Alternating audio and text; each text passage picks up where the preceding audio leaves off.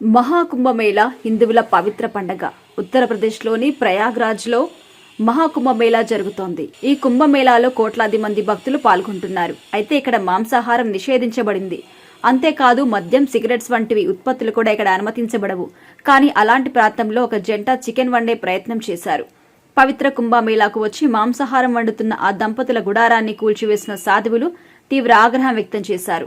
ఈ video social మీడియాలో viral అవుతోంది. వైరల్ అవడంలో చికెన్ వండిన జంటపై సాధువులు తమ ఆగ్రహాన్ని వ్యక్తం చేశారు. ప్రయాగ్రాజ్ ప్రాంతంలో టెంట్ వేసుకుని ఉంటున్న ఈ జంట చికెన్ వండుతుందని తెలుసుకున్న సాధువులు వారి గుడారాన్ని తొలగించారు.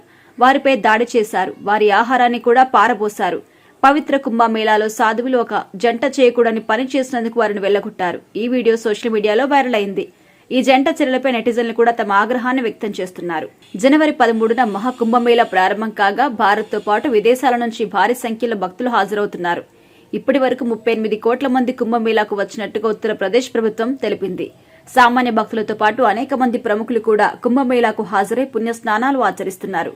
ఇదే క్రమంలో ఫిబ్రవరి 5న ప్రధాని మోదీ కుంభమేళాలో పాల్గొంటున్నారు. ఉదయం 10 గంటలకు ప్రయాగ్రాజ్ విమానాశ్రయానికి చేరుకుంటారు. అక్కడి త్రివేణి సంగమంలో పుణ్యస్నానం చేస్తారు.